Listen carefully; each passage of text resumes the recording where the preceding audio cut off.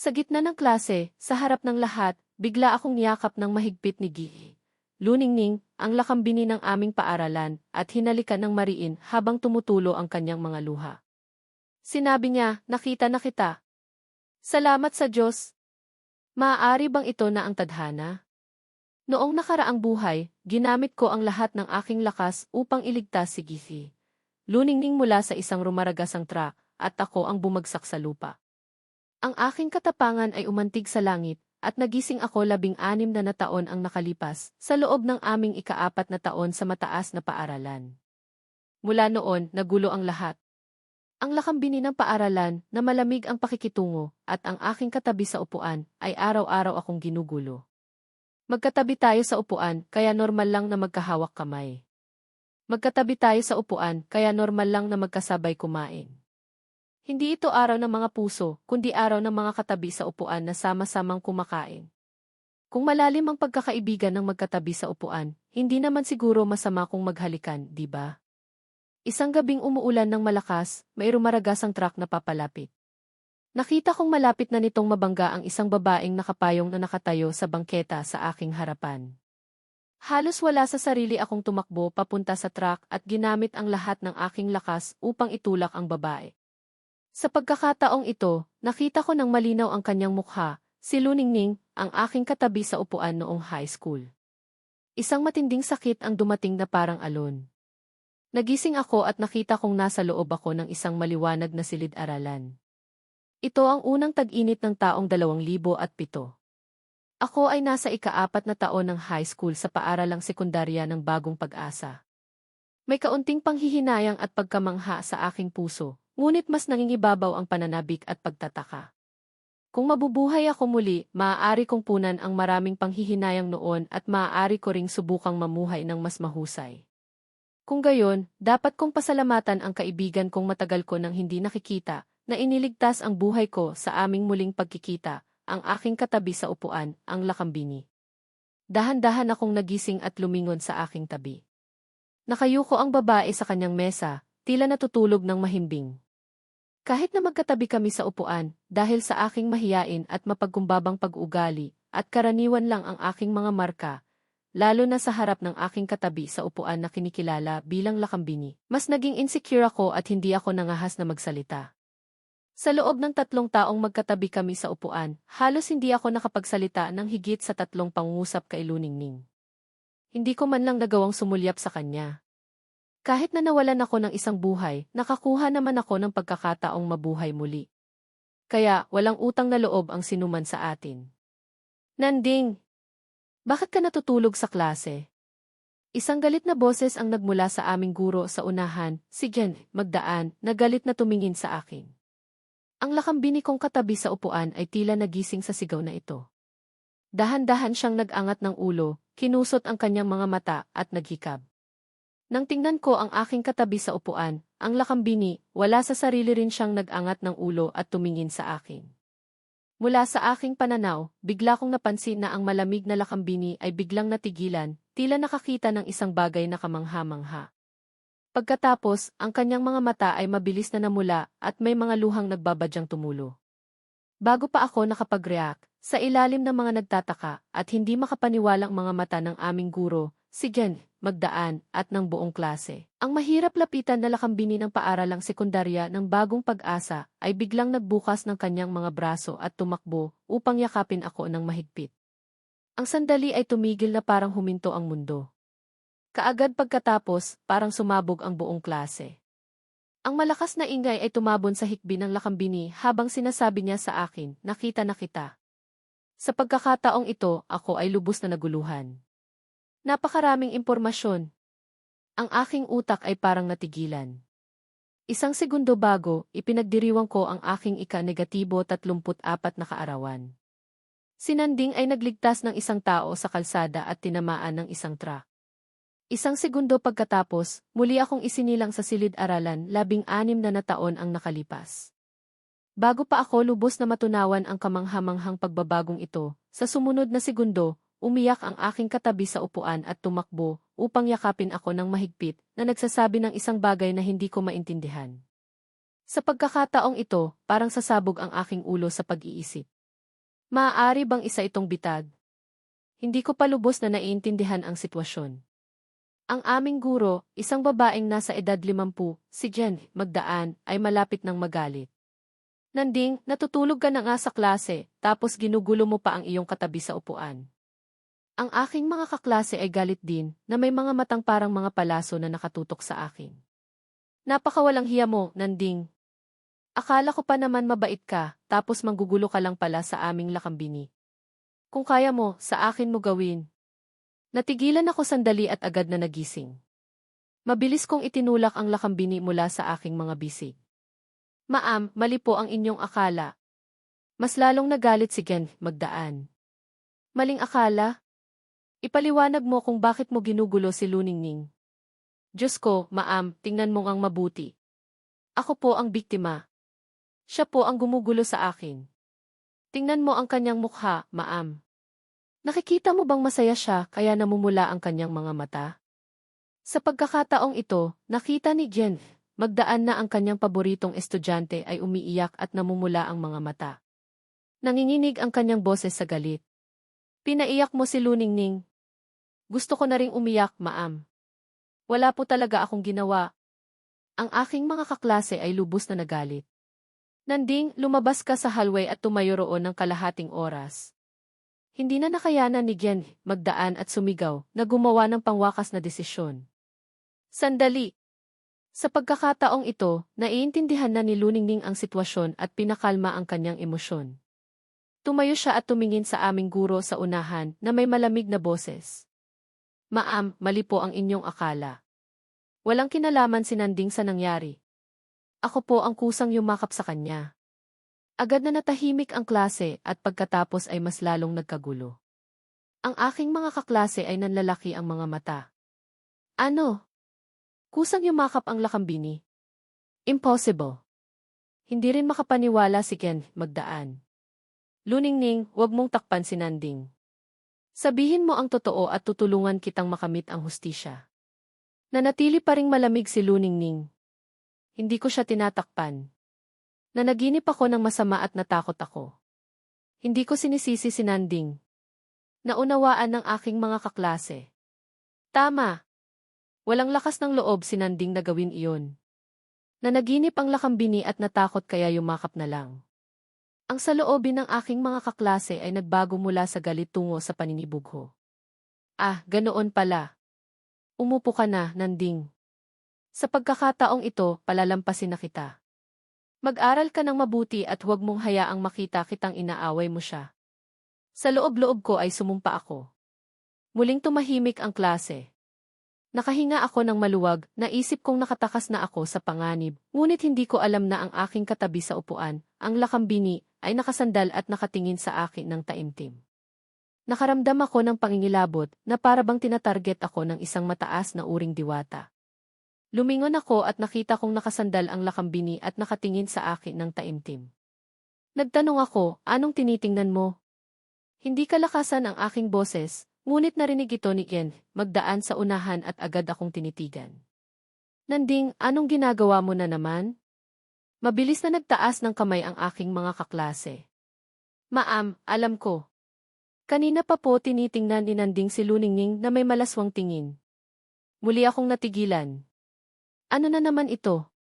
Halos nanumpa na ako para lamang paniwalaan ako ni Jen, Magdaan at palampasin ako. Muli akong nakahinga ng maluwag at galit na tumingin sa lakambini. Bumalik na siya sa kanyang malamig na mukha, na nakikinig sa leksyon ng aming guro, na parabang tunay siyang nakikinig, na nagpataka sa akin kung namamalikmata lamang ako. Maaaring dahil ang lakambini ay isang malamig na tao, ang kanyang mapagmataas at malamig na pag-ugali ang siyang tunay na siya na kilala ko. Sa loob-loob ko ay bumulong ako. Ibinawi ko ang aking sarili at sinubukan kong makinig sa leksyon ni Jen, Magdaan upang maiwasan ang mapagalitan. Hindi ko alam na nang tumalikod ako, nanatili pa rin ang lakambini na walang ekspresyon, ngunit may isang ngiti na nakalarawan sa gilid ng kanyang bibig, at dahan-dahang dinilaan ang kanyang labi, na para bang isang siyam na buntot na diwata na sinanay sa loob ng 1,000 taon. Sa likod na hanay, sa ikatlong grupo, may isang lalaking estudyante na palihim na sumusulyap dito. Sakto niyang nakita ang panandaliang kagandahan ni Luningning. Halos hindi na siya makaupo ng matuwid. Hindi nagtagal, hindi na napigilan ni Luningning ang kanyang sarili at palihim na lumingon upang tumingin sa akin. Habang tumatagal, mas lalo siyang nagugustuhan. Kung tutuusin, bago siya muling isinilang, nabasa na niya ang lahat ng aking mga tala-arawan, kabilang na ang mga litrato at gantimpala sa aking silid, at alam niya ako, tulad ng kanyang palad, pangalawa lamang sa aking mga magulang. Hindi ko na matiis. Mula nang magsimula, nakaramdam na ako ng pangingilabot, na para bang tinatarget ako ng isang diwata. Kahit na hindi ako lumingon, malinaw kong nararamdaman ang kanyang magagandang mata na tumitingin sa akin nang walang pag-aatubili. Ngunit sa tuwing lilingon ako, palaging mas mabilis ang lakambini sa akin at babalik sa kanyang malamig, seryoso, at mapagmataas na ekspresyon. Sa sandaling ibawi ko ang aking tingin, mararamdaman ko na naman ang kanyang tingin na bumabalik sa akin. Lilingon na naman ako at makikita ko ang malamig na lakambini na seryoso tulad ng dati na nakatuon sa pakikinig sa leksyon at walang anumang kahinaan. Paulit-ulit na nangyayari iyon, hindi ko napigilan ang aking sarili na mapangiti at magsulat ng isang piraso ng papel at ipasa ito sa kanya. Anong gusto mong gawin? Bahagya lamang sinulyapan ng lakambini ang papel na may walang ekspresyon. Ilang sandali pa, ibinalik niya ang papel sa akin. Sa likod ng papel ay nakasulat, bawal magpasa ng papel sa oras ng klase. Sumuko ako. Ang galing! Hindi ko alam na sa pagkakataong ito, ang panlabas na malamig na si Luningning ay may isang taong nasa loob ng kanyang puso na nag-cheer at naglilibot sa buong lugar. Anong gagawin ko? Natutunaw na ang puso ko. Tinawag niya akong ate. Sa wakas ay dumating na ang break time. Para akong may spring sa aking puwit at mabilis na tumayo at tumakbo palabas ng hallway upang huminga ng sariwang hangin. Nakakapagtaka, sa loob ng isang klase, ilang beses akong palihim na tiningnan ng lakambini. Kung hindi ko alam na ang kanyang pag-ugali ay malamig at isa siyang ice goddess, tiyak na maghihinala akong sinasadya niya ito. Sa pagkakataong ito, lumapit sa akin ang isang lalaking estudyante sa klase na may isang nakangiting mukha at itinaas ang kanyang hinlalaki. Nanding, ang galing mo. Nakuha mo ang puso ng lakambini. Ang galing. Ang pangalan ng taong ito ay Buboy, ang kalahati kong matalik na kaibigan sa high school. Mayroon siyang nakakatawang pag-ugali at gustong-gusto niyang makipag-usap. Malungkot akong sumagot, wala talaga akong ginawa. Kusang loob niya iyon. Naintindihan ni Buboy ang ibig kong sabihin at tumango. Naiintindihan ko. Kung tutuusin, isa siyang sikat na lakambini ng paaralang sekundarya ng Bagong Pag-asa. Maraming nanliligaw sa kanya. Wala kang kumpiyansa at hindi ka karapat-dapat sa kanya. Normal lang iyon. Pagkatapos, binago niya ang tono ng kanyang pananalita at pinayuhan ako. Kahit na hindi mo siya maligawan, hindi ka naman mapapahiya. Sa katunayan, mas mabuti pa iyon kaysa maging alipin para kay Neneng. Nang marinig ko ang pangalang Neneng, natigilan ako at naalala ko ang isang madilim na nakaraan tungkol sa mga emosyon noong high school. Habang iniisip ko iyon, bigla kong narinig ang isang pamilyar na boses ng babae sa aking likuran. Nanding! Lumingon ako at nakita ko ang isang magandang babae na masayang naglalakad papunta sa akin. Sa tabi niya ay isa pang babae. Kahit na hindi siya kasing ganda ng aking katabi sa upuan, si hindi mo kailangang maging tagasunod, isang pangungusap na gumulantang sa buong hallway. Ang lahat ng mga estudyante ay natigilan sa mga salita ni Luningning at mas lalong nagulat sa sumunod na pangyayari. Sa harap ng lahat, iniabot ng malamig na lakambini ang kanyang maputing kamay at kusang inilagay ito sa kamay ko, tulad ng isang prinsesa na nag-aanyaya sa isang kabalyero. Hawakan mo ang kamay ko, sabi niya nang walang pag-aatubili. Para sa akin, ang sandaling iyon ay puno rin ng pagkalito. Bago ko pa maintindihan ang nangyayari, nahawakan na ng kamay ko ang kamay niya. Pagkatapos, narinig ko si Luningning na nagsasabi sa isang kalmado na boses, oras na ng klase. Bumalik na tayo. Nadama ko ang paghila sa aking kanang kamay. Sa ilalim ng nagtatakang mga mata ng lahat ng mga estudyante, ako ay hinila pabalik sa silid-aralan ng lakambini. Iniwan namin si Neneng at si Inday na tulala. Tumingin ako sa lakambini at sinubukang magsalita, pero hindi ko masabi ang anumang kumpletong pangungusap. Masyadong biglaan ang lahat ng nangyayari, hindi ko maintindihan. Sa nakaraang buhay, wala naman ganitong pangyayari. Tila napansin niya ang aking pagkalito. Nanatili pa rin ang kanyang malamig na mukha at sinabi sa malamig na boses, "Huwag kang mag-alala. Ayaw ko lang na pagsamantalahan ng dalawang babaeng iyon ang ibang tao. Walang ibig sabihin ang paghawak ng kamay. Huwag mo na lang pansinin." Sa loob ng kanyang puso, ang maliit na tao ay masayang nagdiriwang. Uhu! Nahawakan ko na ang kamay ng aking katabi sa upuan. "Nanding, nakahawak ka na." "Oh ye!" Nang marinig ko ang paliwanag ni Luningning, mas naging makatwiran iyon at mas naaayon sa kanyang malamig na pag-ugali. Ngunit pagkatapos, muli akong nag-alangan. "Luningning di." Tila alam na niya ang susunod kong sasabihin at nagpatuloy sa kanyang malamig na ekspresyon. "Walang ibig sabihin ang paghawak ng kamay. Sinabi ko lang iyon. Hindi mo kailangang mag-alala." Sa loob ng kanyang puso, sinabi ng maliit na tao, "Kailangan mong mag-alala. Hawakan mo lang ang kamay ko. Gusto ko pang hawakan mo ng matagal. Utang ko sa iyo ang buhay ko, kaya huwag kang mahiya."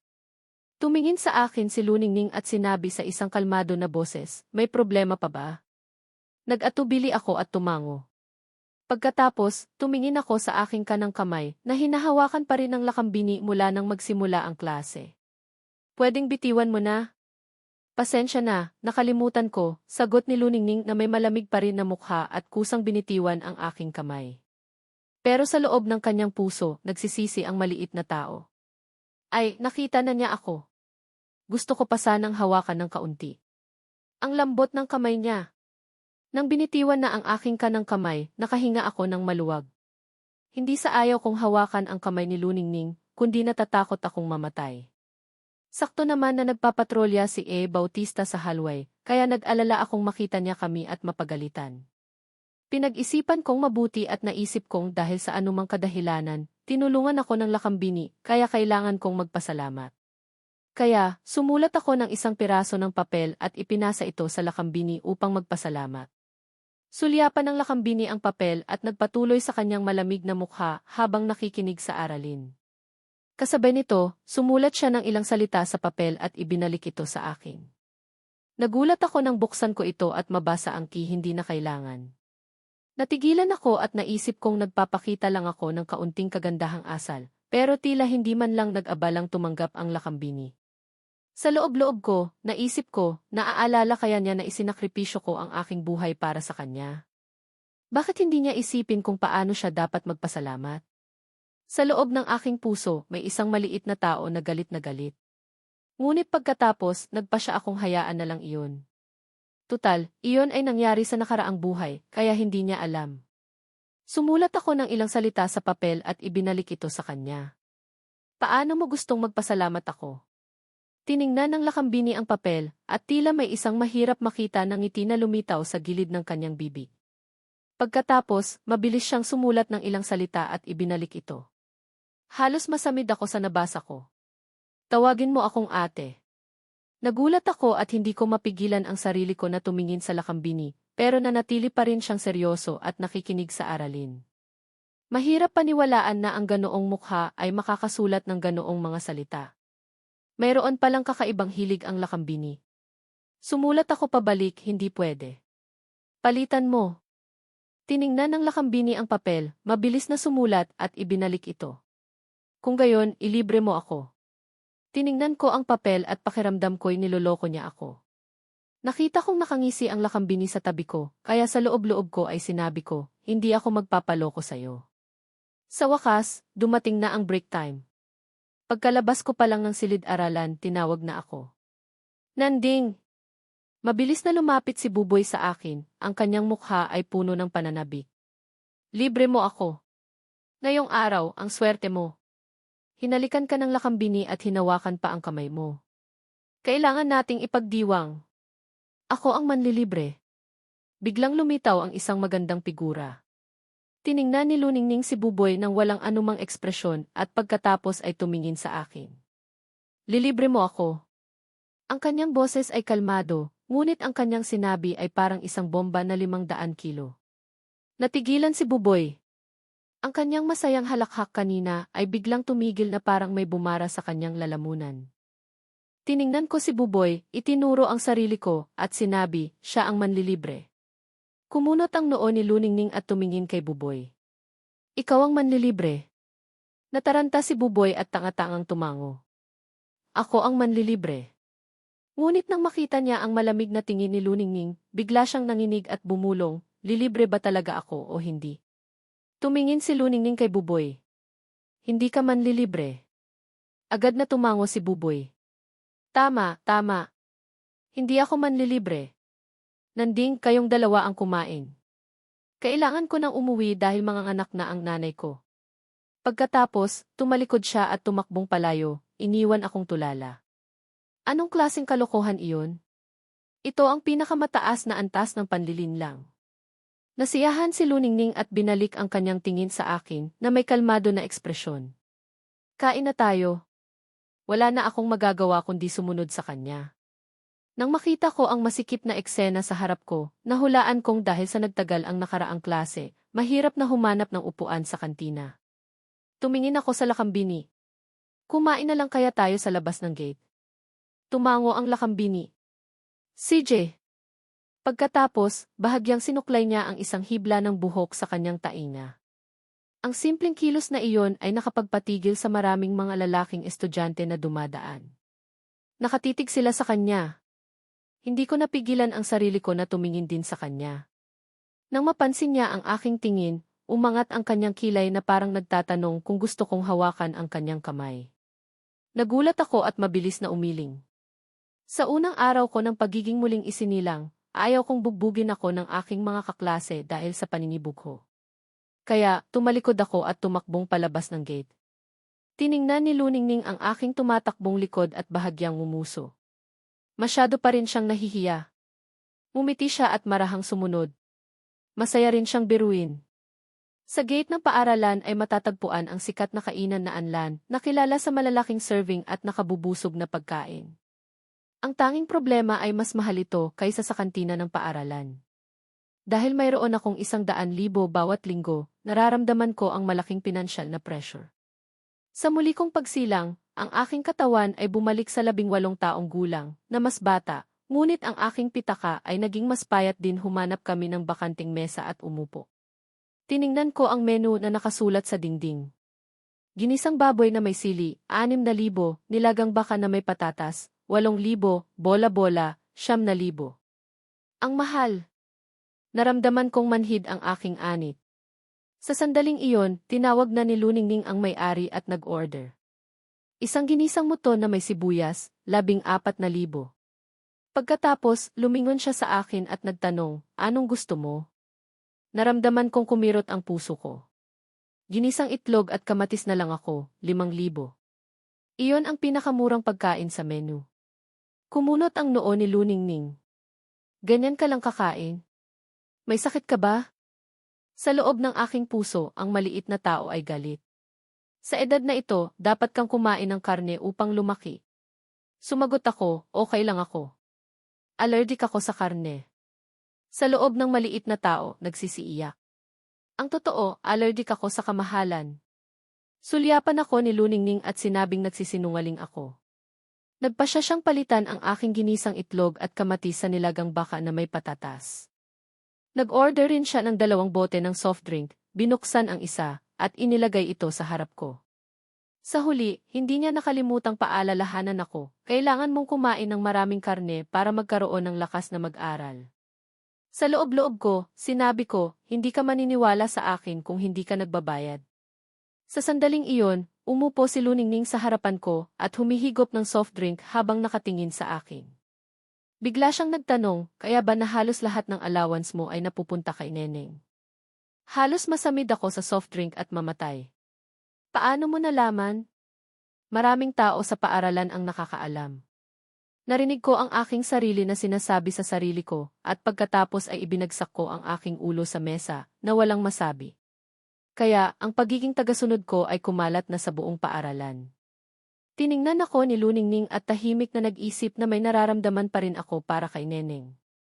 Kaagad siyang kumunot ng noo. Hindi dapat iyon. Masyado kang simple para harapin ang isang tusong babae tulad ni Neneng. Kung hindi ka mag-iingat, lolokohin kanya hanggang wala ka nang natitira. Nagpasya si Luningning na turuan ang kanyang tangang katabi sa upuan ng isang leksyon. Huminga siya ng malalim, hinintay akong iangat ang aking ulo, at pagkatapos ay nagsimula siyang magsalita. Sa edad na ito, normal na magkaroon ang mga lalaki ng malabong mga pangarap tungkol sa pag-ibig. Ngunit kahit na ang mga lalaki ay lumalabas, kailangan pa rin nilang protektahan ang kanilang sarili. Ang mundo ng pag-ibig ay mapanganib. Huwag kang basta-basta magtiwala sa matatamis na salita ng ilang babae. Bago mo pa malaman, magsisisi ka na. Nang marinig ko ang kanyang mga salita, lumitaw ang isang malaking tanong sa aking isip. Tinuturuan ba ako ng lakambini tungkol sa pag-ibig? Ang word. Nang makita niyang hindi ako kumbinsido, tumawa ng mahina si Luningning. Hindi ka kumbinsido. Sa tingin mo ba matalino ka at hindi ka maluloko? Tumawa ako. Siyempre. Ako ay muling isinilang. Ako ay 18 taong gulang na may 34 taong gulang na kaluluwa. Wala pang nangyayari sa akin. Hindi ba't dapat magturo sa akin ang isang babaeng hindi pa ganap na nagpasya sa mga bagay? Sa sandaling iyon, bago pa ako tuluyang makatawa at magpaliwanag, sinabi na ng lakambini ang bawat pagkakataong ako'y naloko, mula sa insidente ng sinabi, hanggang sa oras, lugar at tiyak na nilalaman. Tulala akong nakinig. Parang 1,000 ligaw na kabayo ang dumadaan sa aking isip. 2 salita lamang ang natira, aba. Nang makita niya akong natigilan, may bahagyang ngiti si Luningning sa kanyang labi. Marami pa. Gusto mo pa bang magpatuloy ako? Pagkatapos, itinaas niya ang straw at marahang humigop ng soft drink. Wala nang mas nakakatakot pa kaysa sa isang taong nagpapaalala sa iyong madilim na nakaraan sa harap mo.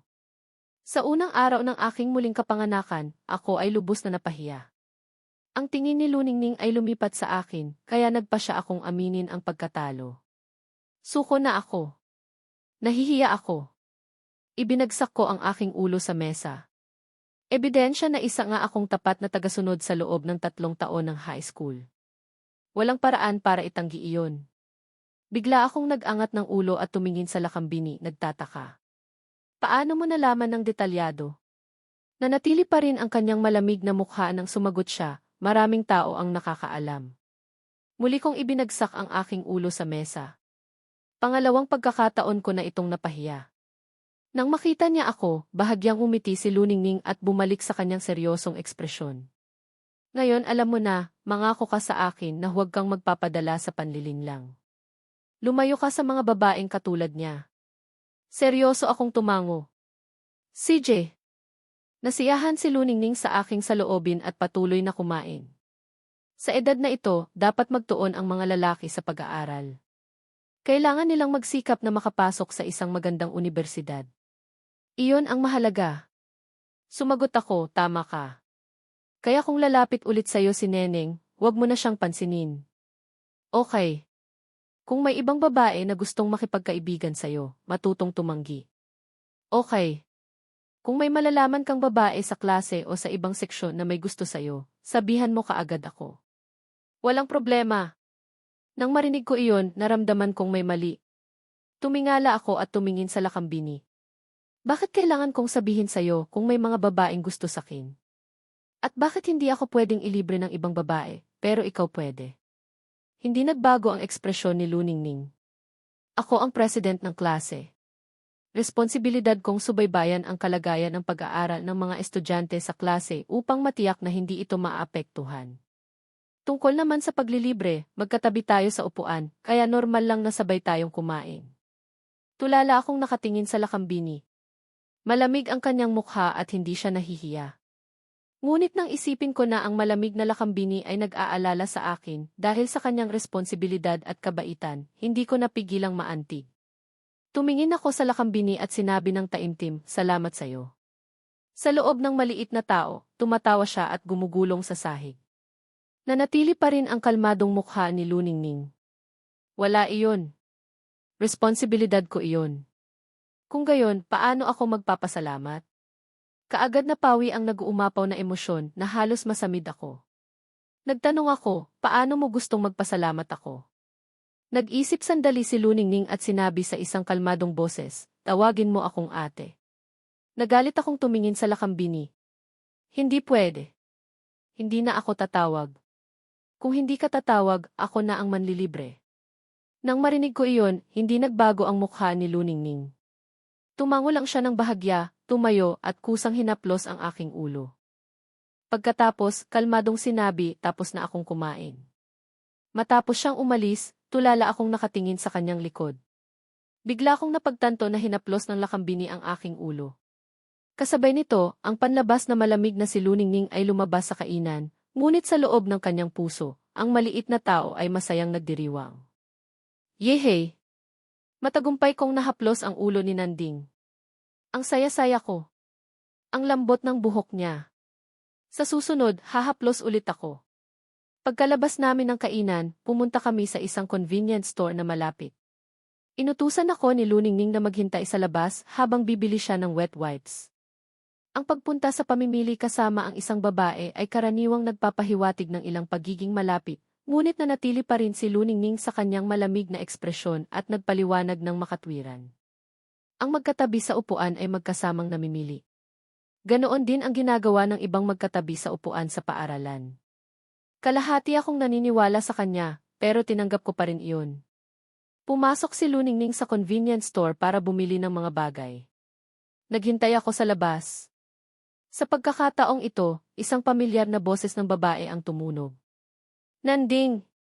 Lumingon ako at nakita ko si Neneng na lumabas sa isang pansitan sa tabi. Nakatayo siya sa itaas ng hagdan, nakakrus ang kanyang mga braso sa kanyang dibdib, at nakatingin sa akin. Napag-isipan mo na bang mabuti at gusto mo nang humingi ng tawad sa akin? Humingi ng tawad? Tiningnan ko si Neneng na para bang isa siyang pasyente sa mental. Bakit ako hihingi ng tawad? Hinihintay ko ang aking katabi sa upuan. Saan ka nanggaling? May tiwalang umiti si Neneng. Ikaw? Karaniwan kang kumakain sa kantina. Bakit ka pa pupunta sa labas ng gate ngayon kung hindi dahil hinihintay mo ako? Bakit mo pa itatanggi? Tumawa ako. Ang taas naman ng tiwala mo sa sarili mo. Hindi kita hinihintay. Tumawa muli si Neneng na para bang alam na alam niya ang aking puso. Hindi mo ako hinihintay. Kung gayon, sino ang hinihintay mo? Nanding, alam ko ang mga laro mo. Alam kong gusto mong pagselosin ako, kaya inaya mo si Luningning dito para magpanggap. Sa tingin mo ba papaniwalaan ko? Nang marinig ko ang pangalang Ti Luningning, naalala ko ang sinabi niya sa akin sa kainan. Tama ang sinabi ng lakambini. Makisama sa mga ganoong tao ay mas nakakapinsala. Nagtamad akong magsalita. Tama, tama. Alam mo ang lahat. Pagkasabi ko nito, umalis ako. Hinihintay ko ang isang tao. Ang aking pag-ugali ay nakapagpagulat kay Neneng at galit na sinabi, Nanding, anong klaseng pag-ugali iyan? Sasabihin ko sa'yo, ito na ang huling pagkakataon ko na bigyan ka ng pagkakataon.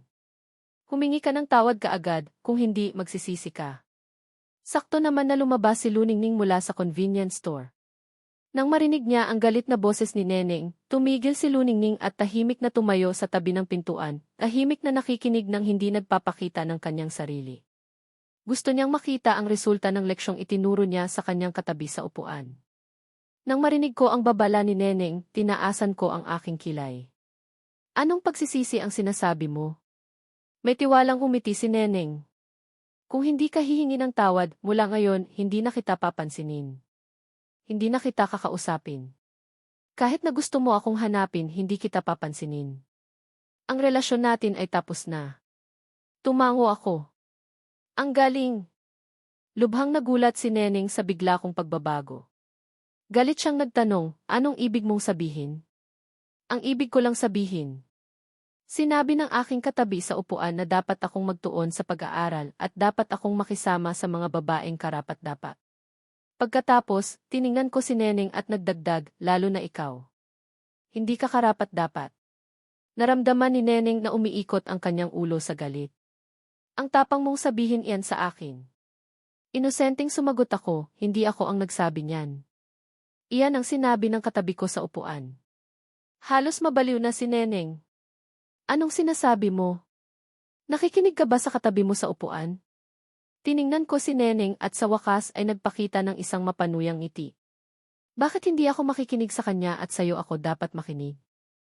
Ang kanyang mga salita, kasama ang ngiti sa kanyang mukha, ay parang mga palaso na tumama kay Neneng na hindi makapagsalita. Dahan-dahan akong nagpatuloy. Higit pa roon, ang aking katabi sa upuan ay isang lakambini. Maganda, matangkad at madaling pakinggan ang kanyang boses. Bakit hindi ako makikinig sa kanya? Nang makita ko si Neneng na halos nawawala na sa sarili, nagdagdag ako ng isa pang sampal. Hindi tulad mo. Pandak ka at pangit. Ang kanyang simpleng 10 salita ay bumagsak kay Neneng. Nanding, tandaan mo ito. Hindi kita patatawarin kahit kailan. Pagkasabi nito, umiiyak siyang tumakbo. Sa sandaling iyon, narinig ko ang mga hakbang sa aking likuran. Lumingon ako at nakita ko na binili na ni Luningning ang kanyang mga gamit. May hawak siyang isang pakete ng wet wipes at ilang candy. Nanatili pa rin ang kanyang malamig na mukha habang tinitingnan ako. Sino ang kausap mo kanina? Sumagot ako ng walang pag-aalala, isang estranghero. Tumango si Luningning na kunwari hindi niya alam at dahan-dahang nag-alok sa akin ng isang candy na ibinalik ang aking sukli. Subukan mo. Sa loob ng maliit na tao, nakangiti siya ng matagumpay habang pinapanood niya akong balatan ang candy at ilagay ito sa aking bibig. Naalala ko ang mga salitang binitiwan ko kanina, ang aking katabi sa upuan ay isang lakambini, maganda at matangkad. Sa aking isipan, hindi ko napigilang magdagdag ng isang pangungusap, sobra pa ang swerte ko.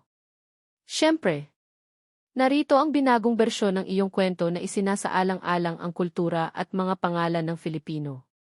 Hindi ko maiwasang mapangiti ng palihim. Ang daldal ko rin minsan pero matamis din naman. Sa klase, bahagya akong napalingon kay Maria Clara, ang pinakamagandang dilag sa klase, na katabi ko. Tinitigan ko ang kanyang maamo, ngunit seryosong mukha habang nakikinig sa guro. Hindi ko maiwasang isipin kung para sa kanya, napakalayo ko. Ang mga grado ko ay palaging nasa average o mas mababa pa. Ngunit sa pagkakataong ito, iba na ang lahat. Para bang may naisip akong maganda, kaya napangiti ako ng may kumpiyansa.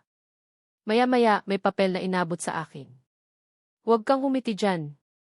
Makinig ka sa guro, nakasulat doon. Huling subject na ng hapon, klase sa GM. Tumayo sa harapan ang aming gurong si Gen Reyes at seryosong nag-anunsyo na mayroon kaming mock exam sa susunod na linggo. Kailangan daw naming mag-aral ng mabuti dahil sa nakaraang exam, ang seksyon namin ay pangalawa sa pinakamababa. Nakakahiya raw ito. Sa faculty room, halos hindi raw siya makatingin sa ibang mga guro. Walang umimik sa aming mga estudyante, walang gustong magsalita at mapagalitan.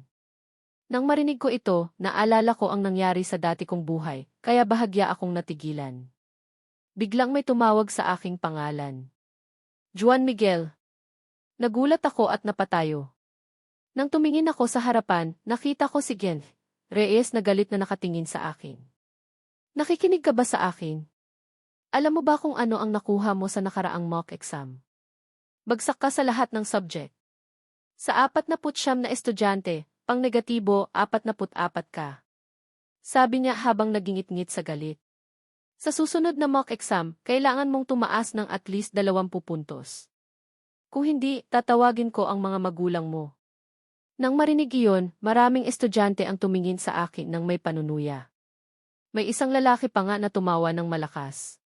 Para bang wala akong naririnig, sabi ko, susubukan ko. Susubukan kong tumaas ng 200 puntos. Dahil sa sinabi ko, hindi napigilan ng buong klase ang pagtawa. Ang isang lalaki sa harapan ko ay halos hindi na makahinga sa kakatawa at itinuro ako. 200 puntos. Bakit hindi mo na lang sabihing tataas ka hanggang langit? Sa tingin ko, swerte ka na kung tumaas ka ng 2 puntos. Pagkatapos ay tumingin siya kay Gen Reyes at tumawa. Ma'am, alam ni Juan Miguel na walang gustong magtutor sa kanya, kaya nagbibiro na lang siya para hindi kayo mag-alala. Napataas ang kilay ni Gen Reyes. Sige, mag-aral na kayong lahat. Kung may hindi kayo maintindihan, magtanong kayo sa akin o sa mga kaklase nyo.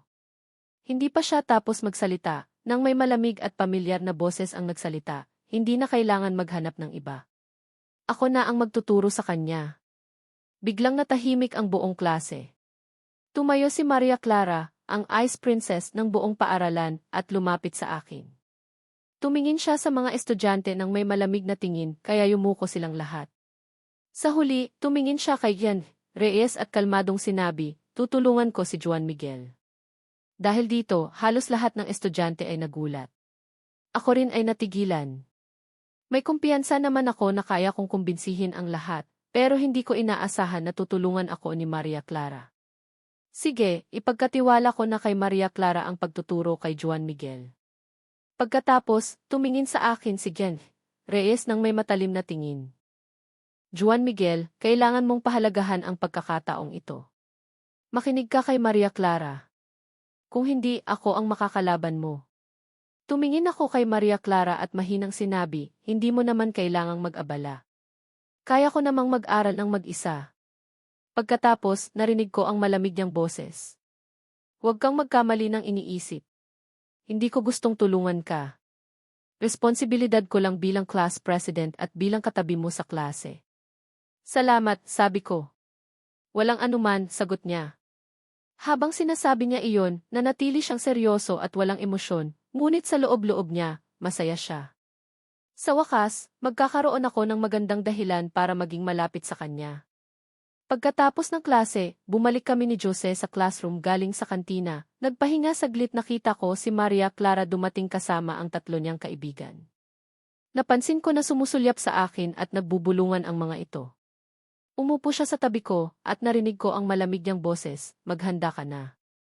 Anong subject ang gusto mong pag-aralan muna? Nag-isip ako saglit. Huwag na. Huwag ka nang mag-abala. Kaya ko namang mag-aral ng mag-isa. Tumigil siya saglit. Sa tingin mo, hindi mo kailangan ng tulong ko. Hindi ko pa nasasagot nang ilabas niya ang 2 test paper sa English. Sagutan mo ang 2 pagsusulit na ito. Kung wala kang 8 maling sagot, maniniwala akong kaya mong mag-aral ng mag-isa. Kinuha ko ang pagsusulit, sinulyapan ito at ngumiti. CJ. Sa loob ng 20 minuto, natapos ko ang 2 pagsusulit at ibinigay kay Maria Clara. Mabilis niyang kinumpara ang mga sagot sa answer key. Sa unang pagkakataon, nakita ko ang pagtataka sa kanyang malamig na mukha. Hindi siya makapaniwala. Tama lahat ng 30 tanong. Matapos niyang suriin muli, hindi niya maitago ang kanyang pagtataka. Ang An High School sa kabilang bayan ay isa ring kilalang paaralan sa probinsya. Ang mga nakaraang mock exam nila ay mas mahirap kaysa sa English exam ng Gunan High School. Karamihan sa mga estudyante doon ay may 3 hanggang 4 na maling sagot sa bawat pagsusulit. Kahit si Maria Clara, na kinikilalang top student, ay may 1 maling sagot sa bawat pagsusulit. Ngunit ang katabi ko ay walang maling sagot at natapos pa ang pagsusulit sa loob ng 20 minuto. Tinitigan niya ako mula ulo hanggang paa ng may pagdududa. Kahit nabasa na niya ang diary ko sa dati kong buhay, hindi pa rin siya makapaniwala na kaya kong gawin iyon. Bahagya akong umiti. Naniniwala ka na ba ngayon? Sa unang pagkakataon, ako ang nanguna sa relasyon namin. Ang sarap sa pakiramdam. Gayunpaman, ang mga salita ko ay parang hamon para kay Maria Clara. Sumimangot siya. Hinahamon mo ba ako? Mabilis niyang ibinalik ang kanyang seryosong ekspresyon at kumuha ng isa pang test paper sa English. Tinakpan niya ang mga sagot gamit ang tape at ibinigay sa akin. Sagutan mo ito. Tumingin ako sa mga mata niya. Para bang may spark sa pagitan namin. Umiti ako ng may kumpiyansa. Walang problema. Sa pagkakataong ito, mabilis ko ring natapos ang pagsusulit sa loob lamang ng 1-0 minuto. Huminga ng malalim si Maria Clara. Mas lalong nagulat ang kanyang mga mata. Tama na naman lahat. Ito ay test paper para sa English competition na mas mahirap kaysa sa mock exam, maging si Maria Clara ay may 3 maling sagot. Sa loob-loob niya, nagulat siya. Siya ba talaga ang katabi ko? Kahit nabasa na niya ang diary ko, hindi pa rin niya maintindihan kung paano ko nagawa iyon. Nang bumagsak ako sa college entrance exam, napunta ako sa isang average na universidad. Kinailangan ng mga magulang ko na ubusin ang kanilang ipon para mapag-aral ako. Nang makita kong pumuti ang buhok nila, natauhan ako. Nagpursige ako sa pag-aaral habang nagtatrabaho. Matapos kong makapagtapos, naging guro ako sa isang sikat na tutoring center sa loob ng 3 taon at naging pinakamagaling na empleyado. Pangunahin kong tinuturuan ang mga high school students ng mga subject na tulad ng English, Filipino, Math, History at Science. Nang ihambing ni Maria Clara ang sagot, lumiwanag ang kanyang mga mata. Mali ka. Sinulyapan ko ang sagot. Hindi mali ang sagot. Mali ka. Naniniwala ka na ba ngayon? Sa loob-loob ko, tuwang-tuwa ako. Ang sarap sa pakiramdam na malampasan si Maria Clara. Sinubukan ni Maria Clara na maging kalmado. Hindi ka naman ganoon kasama. Pero hindi pa rin niya inaalis ang tingin sa akin. Paano ka biglang naging magaling? Handa na ako sa sagot na iyon. Hindi ako biglang naging magaling. Nag-aral lang ako ng palihim at naghintay ng pagkakataon para ipakita sa lahat. Medyo pilit, pero mas makatotohanan ito kaysa sasabihin kong reincarnation ako. Nang marinig iyon ni Maria Clara, tumingin siya sa akin ng may pagdududa. Para bang may mali.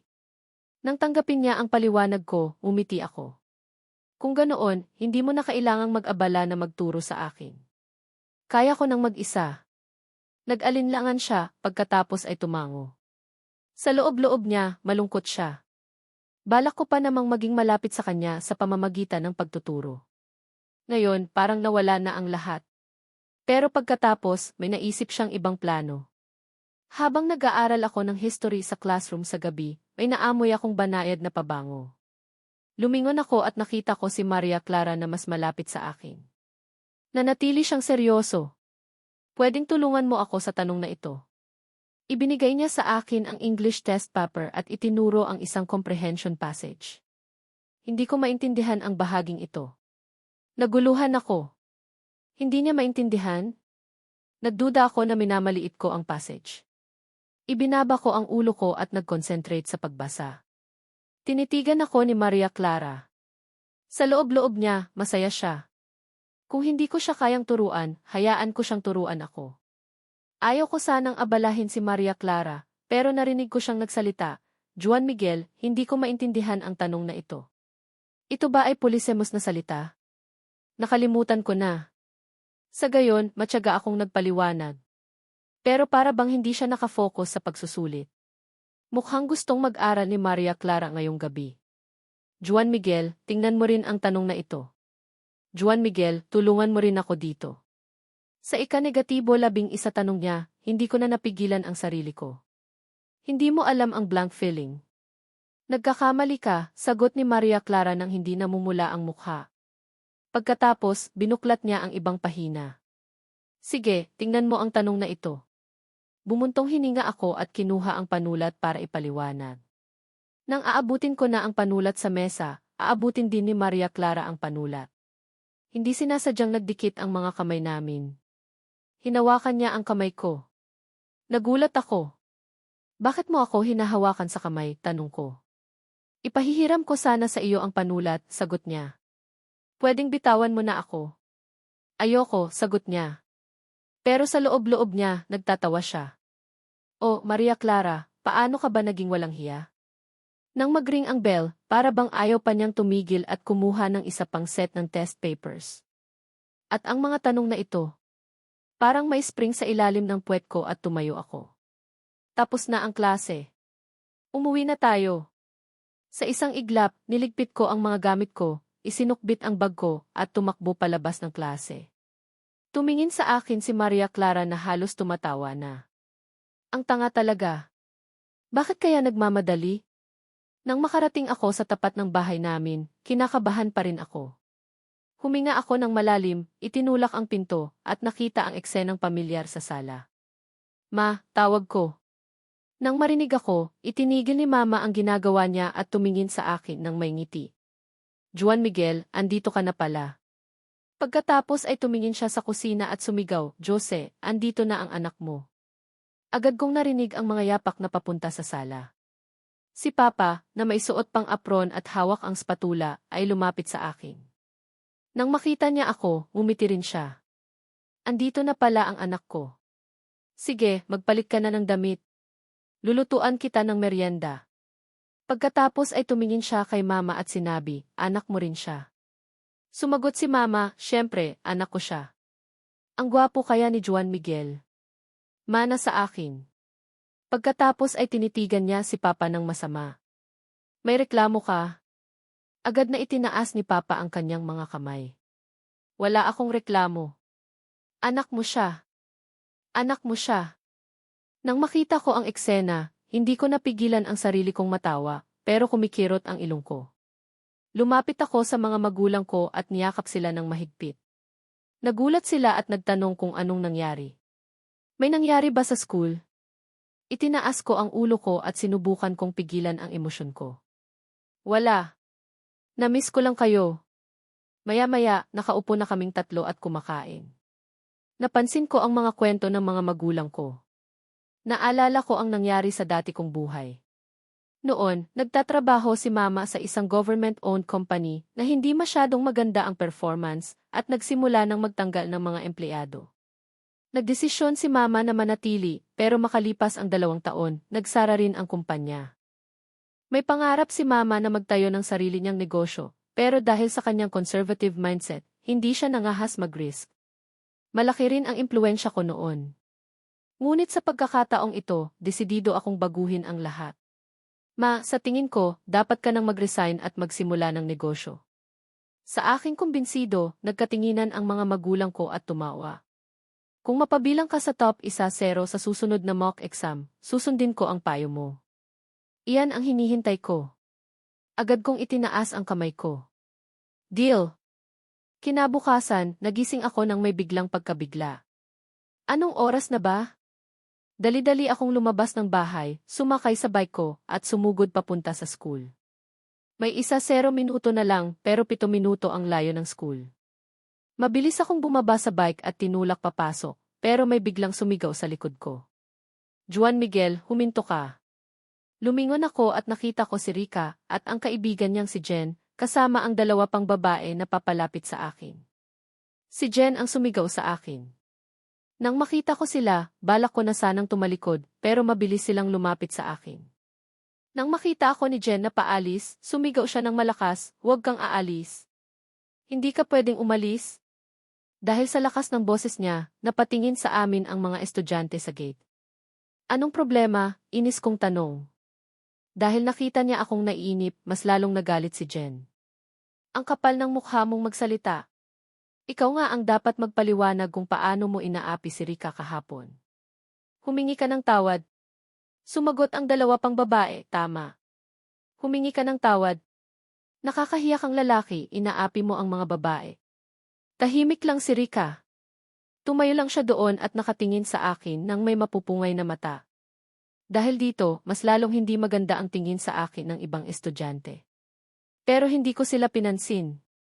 Itinulak ko ang bike ko at balak ko na sanang umalis, pero nagalit si Jen at ang 2 pang babae at hinawakan ang bike ko. "Hindi ka pwedeng umalis," sigaw ni Jen. Tumayo ang 2 pang babae sa magkabilang gilid ko at hinarang ang daan ko. "Hindi ka namin papayagan hanggat hindi ka humihingi ng tawad." Nakatingin lang si Rica sa akin nang may mapupungay na mata na para bang handa na siyang tanggapin ang paghingi ko ng tawad. Pero bigla akong sumigaw sa gate. "Sir!" Hindi nila ako pinapayagang pumasok sa klase. Dahil sa sigaw ko, natigilan si Jen at ang 2 pang babae. Nagulat din si Rica. May edad na lalaki na nakatayo sa gilid ng gate ang sumimangot at tumingin sa amin. Dahil nagulat sila, mabilis na binitawan ni Jen ang bike ko. Mabilis na umiwas ang 2 pang babae. Dahan-dahan kong tinulak ang bike ko at dumaan sa harap ni Rica at ng iba pang mga babae at pumasok sa school. Nang makita nila akong paalis, galit na sumigaw si Jen, "Juan Miguel. Hindi ka ba lalaki? Hindi ka man lang marunong humingi ng tawad. Kaya walang magkakagusto sa iyo." Katatapos lang niyang magsalita nang may malamig na boses na nagsalita, "Gusto ko siya." Agad na huminto ang isang black may batch sa harapan ng Gunan High School. Bumaba si Maria Clara sa kotse. Gaya ng dati, ang kanyang mahabang binti, malamig na aura, at pagiging maganda ay nakabibighani. Lumapit siya sa akin at kalmadong sinabi, "Malapit na tayong malate. Tara na." Sa gulat ng lahat, hinawakan ni Maria Clara ang kaliwang kamay ko at magkasama kaming pumasok sa school. Iniwan namin si Rika at ang ibang mga babae sa likod. Tumingin ako kay Maria Clara. Salamat, sabi ko. Balak ko na sana silang takutin, pero dumating si Maria Clara at tinulungan ako. Lalong-lalo na nang nakita ko ang ekspresyon ni Rika. Ang sarap sa pakiramdam. Nang marinig niya akong nagpasalamat, nanatili siyang kalmado. Walang anuman. Dapat lang magtulungan tayo. Tinulungan mo rin ako mag-aral kagabi. Ginawa ko lang ang parte ko. Huwag kang magkamali ng iniisip. Tumingin ako sa kaliwang kamay ko na hawak pa rin niya. Pwedeng bitawan mo na ako. Hindi nagbago ang kanyang ekspresyon at kalmadong binitawan ang kamay ko. Paumanhin. Nakalimutan ko. Ngumiti ako. Paalam. Mabilis kong itinulak ang bike ko papunta sa parking lot. Kung hindi ako nagmadali, malalate na talaga ako. Tinitigan ko ang likod ko habang itinutulak ko ang bike ko paalis. Nawala ang kanyang malamig na aura. Tumingin siya sa palad niya at mahinang sumimangot. Ang atat naman niyang bumitaw sa kamay ko. Ang hirap ba akong hawakan sa kamay? Matapos kong iparada ang bike ko, tumakbo ako papunta sa likod ng classroom. Buti na lang, hindi pa nagriring ang bell. Pagkalabas niya sa banyo, nakita niya ako at hinila ako. Juan Miguel, narinig mo na ba? Ngayong umaga, bumaba si Maria Clara sa may batch ng pamilya niya at hinawakan sa kamay ang isang estudyante. Dahil nagmamadali akong bumalik sa upuan ko para hindi ako makita ni Ian Reyes, sinabi ko, alam ko na. Ako yun. Pagkatapos, tumakbo ako papasok sa classroom. Nagtataka naman si Jose at hindi niya maintindihan ang nangyayari. Pagkarinig ng bell, pumasok sa classroom si Gen Reyes ng may seryosong mukha. Agad na kinuha ng mga estudyante ang libro at nagbasa ng malakas. Nakontento si Gen Reyes sa kanilang ginagawa. Nilibot niya ang classroom at lumabas. Pagkalabas ni Gen Reyes, humina ang boses ng mga estudyante. Marami sa kanila ang kumuha ng almusal sa bag nila at nagsimulang kumain. Kumalam din ang sikmura ko nang maamoy ko ang masarap na pagkain. Habang pinapanood ko silang kumain, napalunok ako. Sa kasamaang palad, naghintay pa ako para makabili ng pagkain. Nang binabalak ko pa ang gagawin ko, biglang may malamig na kamay na may hawak na onigiri at soy milk na inabot sa akin. Nagulat ako nang makita ko si Maria Clara na may seryosong mukha. Marami akong almusal. Binibigyan kita dahil sayang naman kung itatapon ko. Hindi ko napigilang mapalunok. Salamat! Nanatiling kalmado si Maria Clara at kinuha ang libro at nagbasa. Walang anuman. Magkaibigan naman tayo, kaya dapat lang na magtulungan tayo. Agad kong binuksan at kinain ang almusal ko. Hindi napansin na bahagyang umiti si Maria Clara.